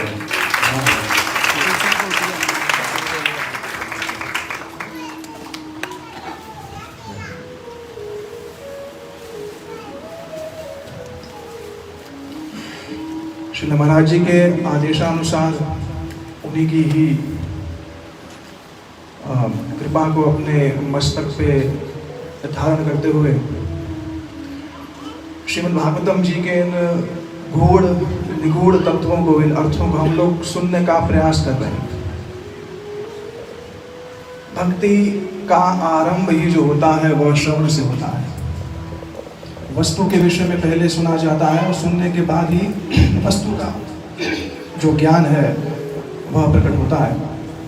उसी प्रकार से हम श्रीमद् भागवतम के बड़े ही गंभीर, बड़े परम मधुर, हृदय को स्पर्श करने वाले अनेक उपाख्यानों, अनेक लीलाओं के माध्यम से समझने का प्रयास कर रहे हैं कि हम लोग इस स्थान पर क्यों एकत्रित हुए हैं। ऐसी कौन सी वस्तु है जो हमें अपने घरों में नहीं मिलती, जो हमें इस समय यहाँ पर बैठने को जो उत्साहित कर रही है और सुनने के लिए हमें जो प्रेरणा दे रही है। देखो, मूलतः एक बात है कि प्रत्येक व्यक्ति जगत में केवल और केवल एक ही वस्तु की वांछा कर रहा है और वो है सुख। हमारे श्री भक्तिनाथ ठाकुर जी ने कहा कि सुख लागे कर्म योग करे। सुख के लिए ही व्यक्ति कर्म करता है, सुख के लिए ही योग करता है, और सुख के लिए ही एक राजा दूसरे राजा से युद्ध करता है। इसको तो आप देख ही रहे हैं। हाँ, इस समय जो युद्ध चल रहा है वो भी सुख के लिए ही हो रहा है। और इस सब सुख के पीछे भागते भागते जब सुख प्राप्त नहीं होता तो कह देते हैं कि भैया संसार में सुख नहीं है, सुख की आशा को ही छोड़ दो। और जिन लोगों को सुख की प्राप्ति नहीं होती, अत्यंत हताश हो जाते हैं, वह तो अर्णव माने समुद्र के भीतर जाकर के अपने शरीर को ही त्याग देते हैं। तो सर्वत्र प्रत्येक जीव का केवल एक ही प्रयास देखा जाता है कि मैं किस प्रकार से सुखी हो जाऊं। बस हर व्यक्ति केवल इसी पिपासा को, इसी ही वस्तु को, इसी ही आनंद के अनुसंधान को सब जगह ढूंढ रहा है। अपने शरीर में सुख का अनुसंधान करता है, संबंधों में सुख को ढूंढता है। कोई कहेगा हाँ मैं तो हो गया, लेकिन जिस दिन सुख की वास्तविक परिभाषा पता चलेगी उस दिन इस निष्कर्ष पर तो पहुंच जाएंगे कि अब तक जिस वस्तु के पीछे हम लोग भाग रहे थे, अब तक जिस वस्तु के पीछे हमने बड़ा क्लांत परिश्रम किया था, उस वस्तु ने हमारे चित्त को वैसा सुख तो प्रदान नहीं किया। क्योंकि अगर किया होता तो इस समय आप सब लोग अपने अपने ड्राइंग रूम में बैठ करके टीवी देख रहे होते। आप सब लोग यहाँ पर आए हैं कुछ वस्तु प्राप्त करने के लिए आए हैं। श्रीमद् भागवतम उस वस्तु को ही बताने के लिए, उसी लक्ष्य को बताने के लिए ही सारी की सारी लीला जो है गान की जा रही है। स्पष्ट रूप से कह दिया कि भुक्ति और मुक्ति में किसी प्रकार का सुख का लवलेश मात्र भी नहीं है। संसार की बड़ी से बड़ी वस्तु मिल जाए फिर भी सुखानुभूति होती है, थोड़ी देर में सुखानुभूति समाप्त हो जाती है। तो भागवतम ऐसी कौन सी वस्तु दे रही है जो हमको चिरकाल तक वास्तविक रूप में सुखी बना सकती है? और उसको हमारे श्रीमद् महाप्रभु ने कहा कि प्रेम उमर्थो महान। वास्तविक प्रेम क्या होता है, वास्तविक प्रेम क्या होता है, इसकी शिक्षा श्रीमद् भागवतम देती है कि धर्म प्रोजित कैतव अत्र परम निर्मत्सराणाम सता। ये धर्म किसका है? भागवत धर्म किन लोगों का है? जिन लोगों ने एक तो इस बात का निष्कर्ष कर लिया है कि मेरे कोटि कोटि प्रयासों से भी मेरे चित्त को संतृप्त नहीं हो रहा, मेरा चित्त जो है वह तृप्त नहीं हो रहा है, और ये जो जगत में जितने भी धर्म हैं, चाहे शरीर के धर्म हो चाहे मन का धर्म हो, यह सब मेरी तृप्ति नहीं कर पा रहा है। केवल एक प्रेम तत्व ही मेरी तृप्ति कर सकता है बस। और इसलिए जहाँ पर प्रेम होता है स्वाभाविक रूप से जीव की गति वहीं चली जाती है। सामुद्रिक शास्त्र एक बात कहते हैं कि हमारे जो चरण है ना, हमारे चरण हमारे जीवन की शरणागति का एक परिचायक है। हमारे चरण जिस दिशा में जा रहे हैं, हमारा जीवन जो है उसी वस्तु और उसी ही व्यक्ति के शरणागत है। अगर आपके चरण संसारिक मार्ग में भ्रमण कर रहे हैं तो ये मान लीजिए कि आपकी प्रपन्नता, आपकी शरणागति संसार की ओर है। लेकिन वही चरण अगर साधु और कथा की ओर चल रहे हैं तो कहीं ना कहीं हृदय में जीवन की जो शरणागति है वह साधु और भागवत जी के निकट अवश्य है, तभी आप सब लोग यहाँ पर बैठे हैं। अब इस सुख तत्व की प्राप्ति का सबसे पहला सोपान क्या है? सबसे पहला पक्ष क्या है? सबसे पहला पक्ष है यह निर्धारित कर देना कि अब तक मैंने जीवन में जो कुछ भी किया, जो कुछ भी प्रयास करने, जो कुछ भी प्राप्त करने की प्रयास किया, वो वस्तु तो मेरे को प्राप्त नहीं हुई, लेकिन वह प्रेम तत्व, वो प्रेम तत्व कहीं ना कहीं पर तो विराजित है। और उसी को ढूंढने के लिए ही हृदय में एक जिज्ञासा होती है जिसको हम कहते हैं अथात ब्रह्म जिज्ञासा। अंग्रेजी में कहा जाए तो now is the time to enquire. अब वह समय आ गया है कि मेरे को उस वस्तु को ढूंढना है जिसको मैं विपरीत दिशा में ढूंढ रहा था। सुख मैं ढूंढ तो रहा था, लेकिन सुख की परिभाषा मेरी गलत थी। अब साधु के मुख से मेरे को पता चल गया है कि वास्तविक रूप में मैं ये शरीर नहीं हूँ। शरीर की कोटि कोटि वस्तुओं को प्राप्त करके भी मेरे को किसी प्रकार का कोई सुख नहीं मिल सकता। अब आत्म धर्म के प्रति मेरे को चलना है। मेरे को यह जानना है मैं कौन हूँ और मेरा कौन है। यहाँ तक निर्धारण हुआ। जो ही यहाँ ये बात निर्धारित हो जाती है, तब प्रयास से कोई व्यक्ति धन कमा सकता है। अपने प्रयास से कोई व्यक्ति अनेक प्रकार की अट्टालिकाओं का निर्माण कर सकता है। संसार में बड़ी प्रसिद्धि जो है प्राप्त कर सकता है। स्वर्ग आदि सुख लोक भी प्राप्त कर सकता है। वह मुक्ति इत्यादि की भी वांछा कर सकता है। लेकिन जीव के अपने प्रयास से उसके जीवन में साधु का उदय नहीं होता। साधु का उदय केवल और केवल श्री भगवान की महती कृपा के अतिरिक्त और कुछ नहीं है। तो मैंने निर्णय लिया क्या कि मेरी भगवान को जानने की जिज्ञासा, उस जिज्ञासा के फल स्वरूप मेरे जीवन में एक साधु का बिना निमंत्रण के आगमन हुआ। मैंने नहीं बुलाया, वो स्वतः ही मेरे जीवन में आया। और वही साधु गुरु कौन है? हमारे श्री बलदेव प्रभु से श्री कृष्ण के अग्रज, उनसे अभिन्न वही गुरु जी कौन है? श्री बलदेव जी है। तो कुछ ना कुछ तो यह फल अवश्य ही दिखाएगा। श्री कृष्ण ने दशम स्कंद में अनेक असुरों का वध किया। पूतना को भी मारा, अंधासुर को भी मारा, बकासुर भी मारा। अभी हम श्री गिरिराज लीला के बड़े ही अभूतपूर्व उस चित्रण का हम लोग जो है दर्शन कर रहे हैं। एक बात जो अत्यंत महत्वपूर्ण है वह है कि हमारे श्री कृष्ण के अग्रज श्री बलदेव जी ने मुख्य रूप से कुछ ही असुरों को मारा है। और उनमें से एक असुर है, उनका नाम है धेनुकासुर, गधा, गर्दभ। उसको हमारे श्री भक्ति ठाकुर ने कहा कि ये गर्दभ कौन है? यह अविद्या का प्रतीक है। हर एक असुर एक चीज का प्रतीक है। पूतना जो है वह कपटी गुरु का प्रतीक है। अघासुर जो है, ये आपका शक्तासुर जो है, वो शास्त्र के अनेक अनेक सिद्धांतों को धारण कर लिया लेकिन जीवन में पालन नहीं किया, उसका प्रतीक है। तृणावर्त जो है वो ऐसा तर्क है जो जाएगा तो कृष्ण को लेके बहुत ऊपर, लेकिन उसकी मृत्यु होती है ब्रज के बाहर। तो तर्क की कोई प्रतिष्ठा नहीं। उसी प्रकार से यह धेनुकासुर जो है, यह एक अविद्या का प्रतीक है। अविद्या कहने से मैं श्री भगवान का दास हूँ, मैं श्री भगवान की दासी हूँ, यह भूल करके इस संसार सागर में भ्रमण करके मम अहम इति पार्थिव वैषम्य इति भूतानाम, ये वैषम्य उपस्थित हो गया, ये द्वैत भाव उपस्थित हो गया कि मैं हूँ तो भगवत दास, लेकिन अपने आप को शरीर मान करके मैंने इस मनुष्य जीवन का अपव्यय और गलत व्यवहार कर दिया।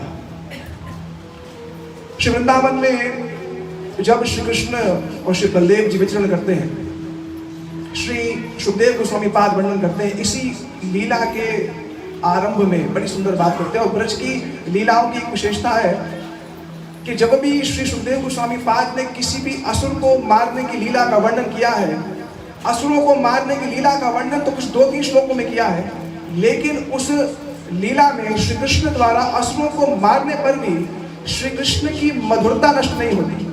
श्री कृष्ण उतने ही मधुर बने रहते हैं। अन्य अन्य अवतारों में जितने युद्ध हुए हैं, उन युद्ध में भयंकर भाव है, भीषणता है, लेकिन श्री कृष्ण जब असुरों को मारते हैं तो श्री कृष्ण उतने ही मधुर प्रतीत होते हैं जितने पहले थे। उनकी मधुरता में किसी भी प्रकार का जो है वहां पर कोई भी उनकी मधुरता का ह्रास होता नहीं। सुखदेव जी बड़ी सुंदर बात कहते हैं कि वृंदावनम पुण्य अतीव चक्र।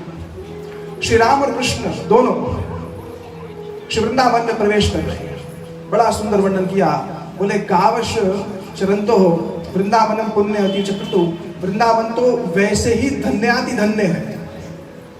वृंदावन तो वैसे ही धन्याति धन्य है अब जब श्री कृष्ण 6 वर्ष के हुए हैं तो 6 वर्ष के कृष्ण को उनके माता पिता ने आज्ञा दी कि अब जाइए, अब आप गौचारण भी कर सकते हैं।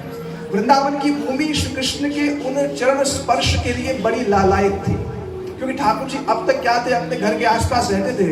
तो अब माता पिता ने कहा कि आप जाइए, अब आप जो है गैयाओं का भी चारण कर सकते हैं। तो वृंदावन की कीर्ति जो थी, वृंदावन का सौभाग्य उदय हुआ कि उनको श्री कृष्ण के और श्री राम के माने श्री बलदेव जी के चरण स्पर्श जो है प्राप्त हुए। और तब श्री गोविंद ने तद माधव वेणु उदीर्य वृत, श्री गोविंद ने वेणु को, अभी महाराज जी कह रहे हैं वेणु, मुरली और वंशी, वेणु को अपने अधरोष्ट पर, अपने होठों पर रखा और होठों पर रख करके सखा लोग कृष्ण के आसपास श्री कृष्ण का जय घोष करते हुए, कृष्ण की कीर्ति करते हुए वह सब वृंदावन में प्रवेश कर रहे हैं। और वृंदावन एक ऐसी जगह है जिसको देख करके श्री कृष्ण के हृदय में लीला विस्तार करने का भाव जग जाता है। देखो श्रोता प्रकार के होते हैं, एक श्रोता ऐसे हैं जिनको देख करके वक्ता को भी कभी नींद आ जाती है, वो बैठे तो वही हैं। हाँ, एक कहते हैं एक श्रोता है और एक श्रोता है। एक तो श्रोता है, वो बैठा है, उनको सुन रहा है, उसके नेत्रों में दिख जाता है कि इसकी कथा सुनने की पिपासा है। और दूसरे हैं, वो कभी ऐसे होंगे, कभी थोड़े ऐसे होंगे, कभी अपने फोन पे देखेंगे, कभी घड़ी को देखेंगे। ऐसों को देख करके जो वक्ता कब कहाँ ले, वो ऐसे प्रभावशाली श्रोता होते हैं, वो वक्ता को भी अपने साथ ले जाएंगे। वक्ता कह कुछ रहा हो, उसने ऐसी उबासी मारी, ये वक्ता को भी साथ लेगा। अलग अलग प्रकार के। मैं भी सोता हूँ, तुम भी सो। हाँ, इसी बात पर बात भी याद आ रही। कहीं श्रीमद् भागवतम का ऐसे ही सप्ताह पारायण हो रहा था। एक व्यक्ति जा रहा तो देखा बाहर बोर्ड लगा हुआ है, वो बोला ना साउंड है ना लोग हैं, चलो देखता हूँ क्या हो रहा है। भीतर गया तो 5 श्रोता थे, एक वक्ता थे। देखो विनोद जरूरी है, हास्य से क्या होता है इस बात को, ये मनोवैज्ञानिक बात है कि जब व्यक्ति हंसता है तो वो ज्यादा स्वीकार करने के मूड में होता है। ये बहुत ही मनोवैज्ञानिक बात है। तो इसलिए श्री कृष्ण लीला में हास्य भी परिपूर्ण है, रोदन तो परिपूर्ण मात्रा में है ही सही, रोदन के साथ साथ हास्य भी परिपूर्ण है। क्या हुआ, क्या सुना ऐसा? उसने कहा साथ वाले से पूछो। साथ वाले से पूछा, उसने कहा मुझसे क्या पूछ लो, इससे पूछो। तो सबसे पहले वाले से पूछा, बोले क्या हुआ? बोले देखो कथा सुनते सुनते सुनते मेरे को तो तंद्रा, मेरे को नींद आ गई, मेरे को देख करके ये सो गया, इसको देख करके ये सो गया, इसको देख करके ये सो गया। सबने सोचा, क्या सोचा सबने कि भाई मैं कहाँ जाऊँ भगवत धाम और अकेले जाके क्या करूँगा, सब मेरे संगी साथी हैं, अगर सब चले तो अच्छी बात है, ना चले तो यही सोते हैं।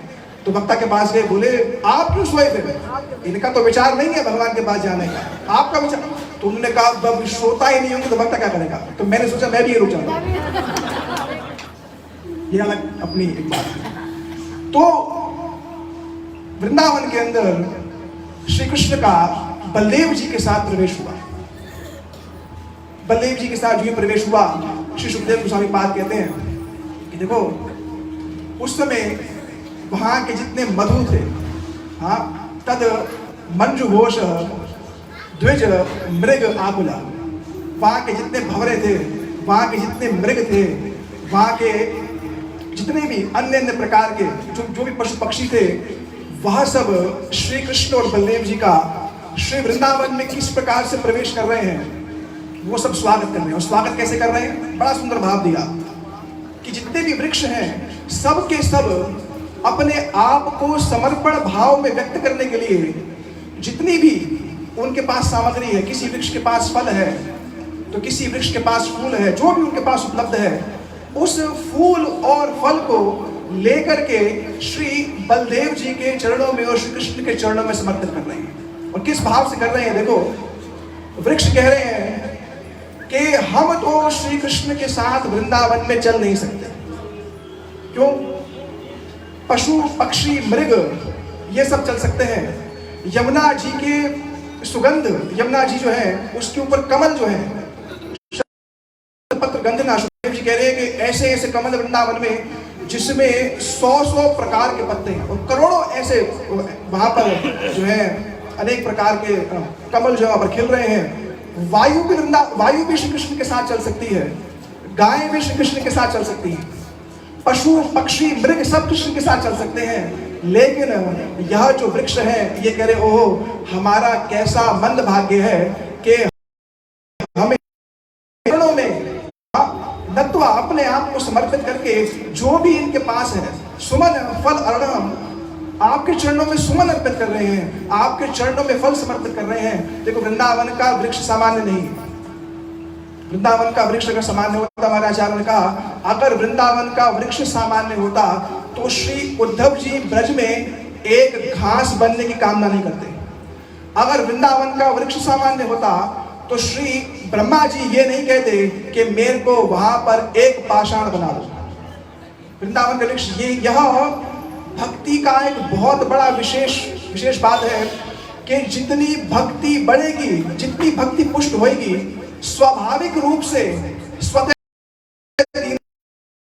हमें यह वृक्ष योनि मिल गई थी। श्री बलदेव जी माने गुरु स्वरूप बलदेव जी के चरणों में हम यह पुष्प और सुमन अर्पित कर दें, जिसके फल स्वरूप हमें पाप योनि से मुक्त होकर के हम भी श्री कृष्ण के साथ उनकी गौचारण लीला में चल सके।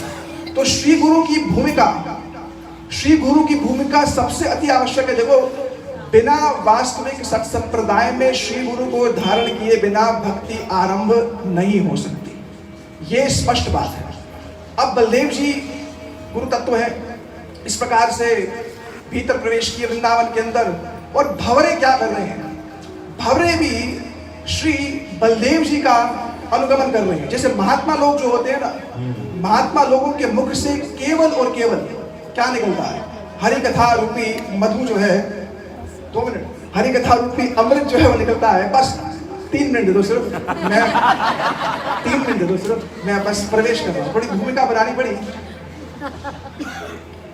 तो श्री बलदेव जी जिस प्रकार से उन्होंने धेनुकासुर का वध किया, श्री कृष्ण के पास और बलदेव जी के पास सखा लोग आए, बोले राम राम महाबाहो, हे कृष्ण निवर्ण, आप तो दुष्टों का नाश करने वाले हैं। पास ही में बड़ा एक सुंदर तालवन है, वहां पर अनेक प्रकार के फल गिरे हुए हैं। दूसरी बार जब आघात करने के लिए आए, बलदेव जी ने दोनों चरण पकड़ करके घुमाया और ब्राह्मण मारा कैसे? केवल घुमाने से ही मृत्यु कर दी। तो यह जो धेनुकासुर की वध लीला है, यह जीव के अविद्या की समाप्ति की लीला है। जिस दिन जीव श्री गुरु के चरणों में समर्पित होता है, उस दिन से ही उसकी अविद्या का नाश होना शुरू हो जाता है। तो मूलतः इस बात को कहने का विचार, इस बात को कहने का जो प्रयोजन केवल इतना था कि जैसे दहलीज पर दीपक रखते ही भीतर और बाहर दोनों जो है प्रकाशवान होता है, और इस एक दिग्दर्शन को लेकर के जाइए कि मुझे शीघ्राति शीघ्रतम एक सदगुरु के निकट जाकर के ये मानव जीवन के समाप्त होने से पहले, ये मनुष्य जीवन कब चला जाए, इसके समाप्त होने से पहले मेरे को यह निर्णय अवश्य जो है वह लेना है। ठीक है, करके अपने बच्चे को बना देता है।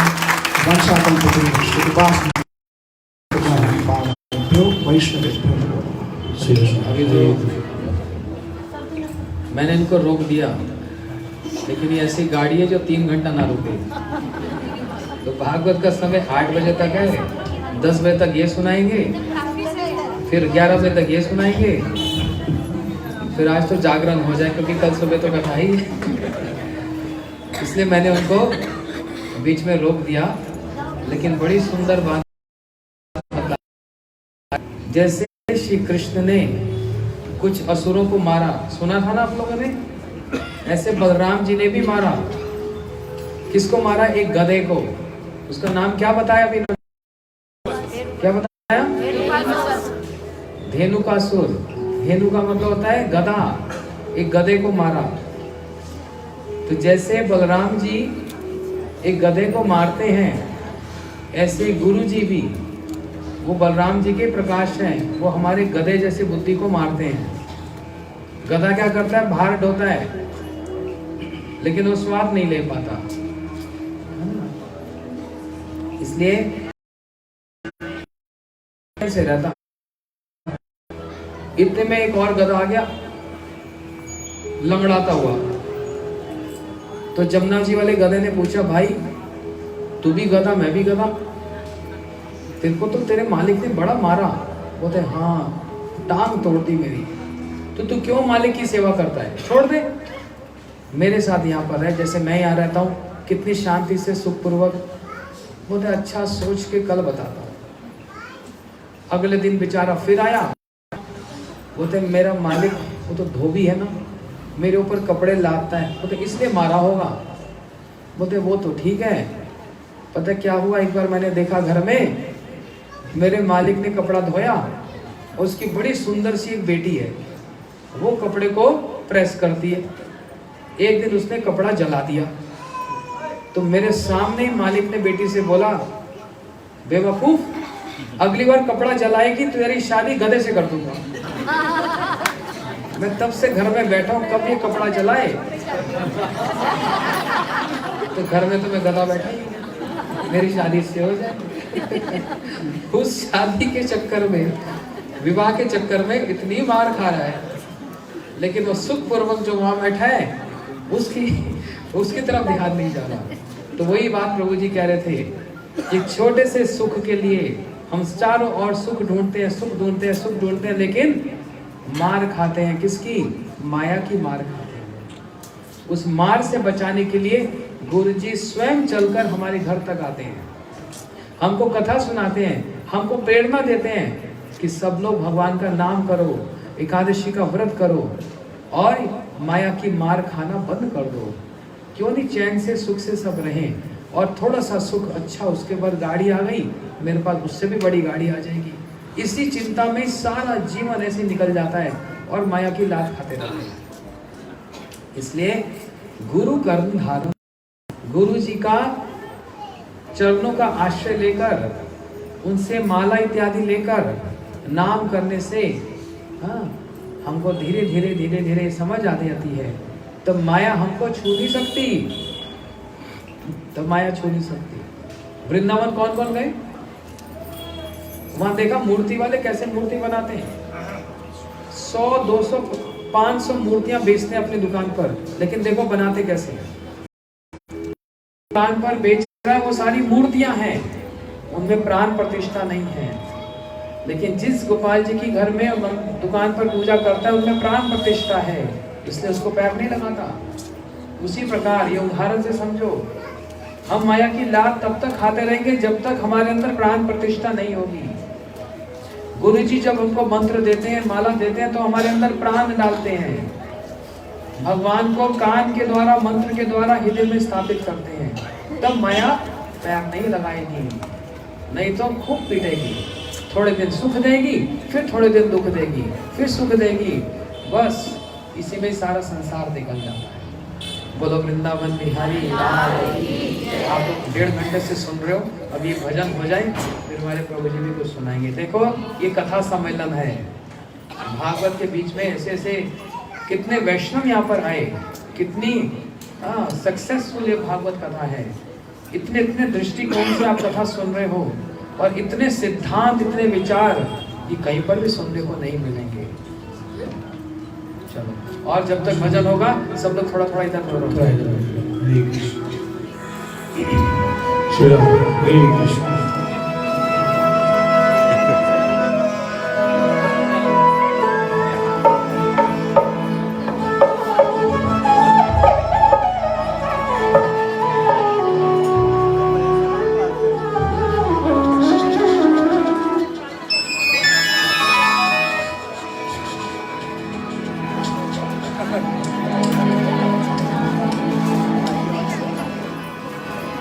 वृंदावन के वृक्ष को मरम ना जाने को, डाल डाल और पात पात में श्री राधे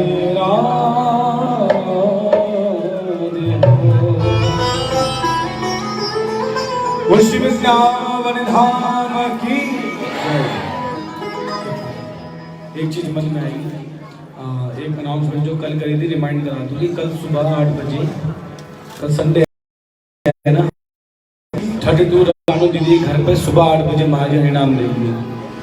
ठीक है, इसमें कोई भय नहीं करना। चलो, शिवनाम धाम की जय।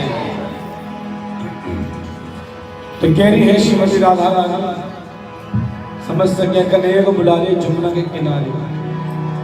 कह रही है हो जमुना किनारे मेरो दाम, हाँ जमुना किनारे मेरो दाम। तो कह रही है सावरे तू आई जइयो। क्या कह रही है? अरे हाथ उठाइए, आई जइयो, दोनों हाथों को उठा के इसी प्रकार कन्हैया को बुलाना है।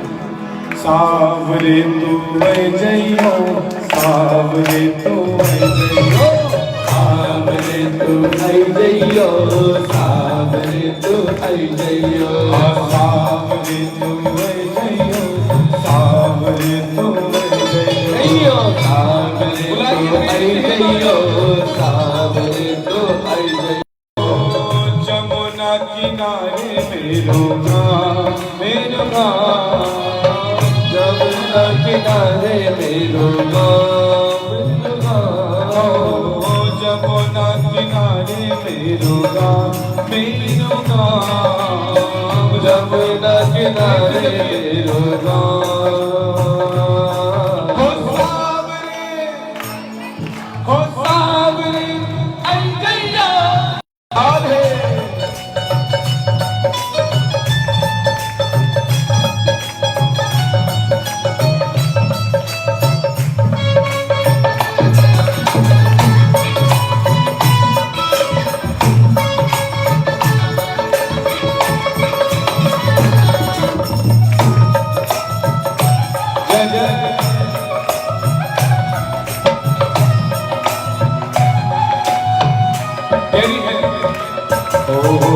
जमुना किनारे मोरी ऊंची हवेली, जमुना किनारे मोरी ऊंची हवेली। किनकी ऊंची हवेली है? किनकी ऊंची हवेली है? बरसाने गए तो बरसाने, कौन कौन गए बरसाना? विश्वभानु महाराज जी, श्रीमती राधा रानी की कह रही है जमुना किनारे मोरी ऊंची हवेली, जमुना किनारे मोरी ऊंची हवेली, ऊंची हवेली मोरी ऊंची हवेली, ऊंची हवेली मोरी ऊंची हवेली। बैठक बड़ी आलिशान, शान रे बैठक आलिशान, ओ सावरे तू आई जइयो, सावरे तू आई जइयो, सावरे तू आई जइयो, सावरे तू सावरे तू आई जइयो, सावरे तू आई जइयो, सावरे तू आई जइयो, सावरे तू आई जइयो। जमुना किनारे मेरो गाँव, मेरो गाँव, जमुना किनारे मेरो गाँव, मेरो गाँव, सावरे तू आई जइयो, सावरे तू आई जइयो, सावरे तू आई जइयो, सावरे तू आई जइयो, सावरे तू आई जइयो, सावरे तू आई जइयो, सावरे तू हे राधा, सावरे तू आई जइयो। शिव सावरे हरिलाल की जय हो, श्री राधे।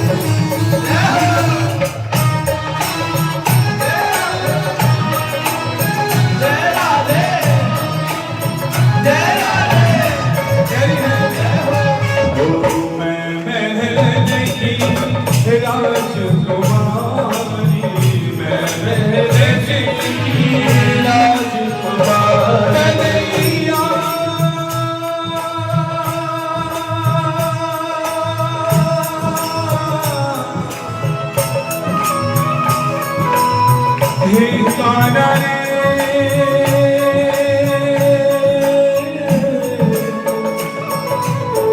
माधवा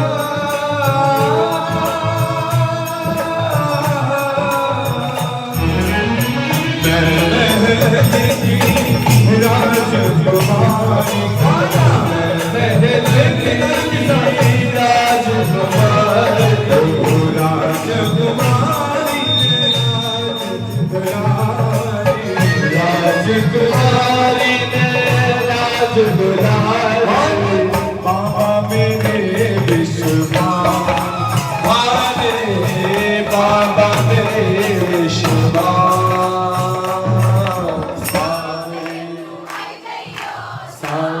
जोर से बोलिए हो सावरे तू आई दैया सावरे तू आई दैया सावरे तू आई दैया सावरे तू आई दैया सावरे तू आई दैया सावरे तू आई दैया सावरे तू आई दैया सावरे तू आई दैया जमुना किनारे तेरो जमुना किनारे तेरो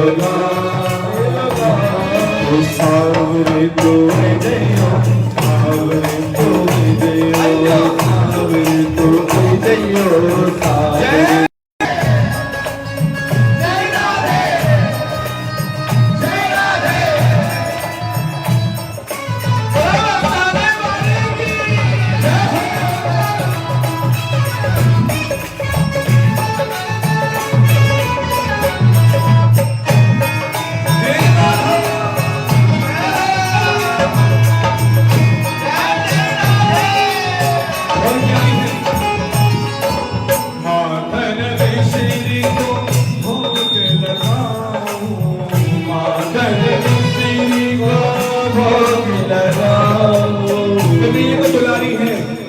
कभी माँ मिश्री को भोग लगाती तो जमुना किनारा आई जी बंशी लेके तो भी जब करेंगे बंशी बजाते हैं ना सब बंजुआ से बड़े आनंद में होते तो कह रही है काना ओ माखन मिश्री को भोग लगाओ तो माखन मिश्री को भोग लगाओ कन्हैया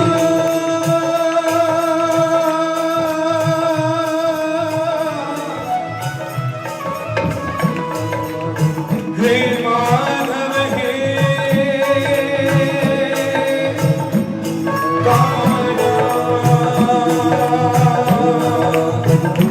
ओ माखन मिश्री को भोग लगाओ तो माखन मिश्री को भोग लगाओ भोग लगाओ तो मेवा खिलाओ भोग लगाओ सेवा करो तुम होशियार शाह रे सेवा करो तुम होशियार सावरे यहाँ के लोग नहीं बोलते क्या बात जोर से सावरे तू आई दैया सावरे तू आई दैया सावरे तू आई दैया सावरे तू आई दैया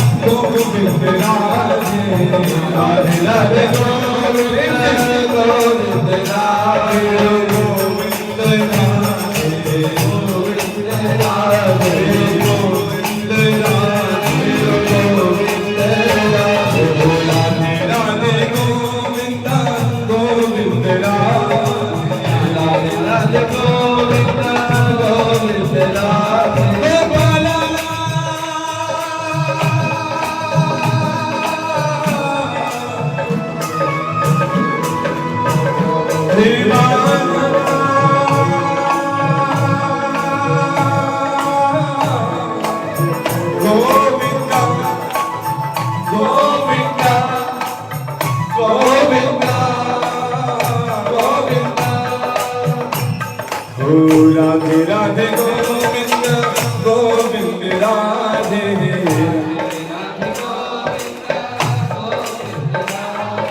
राधे राधे गोविंद गोविंद राधे राधे राधे गोविंद गोविंद राधे हरे कृष्णा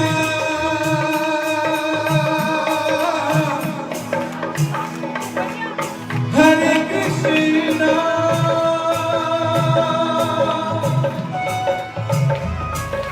कृष्णा कृष्णा हरे हरे हरे राम हरे राम राम राम हरे हरे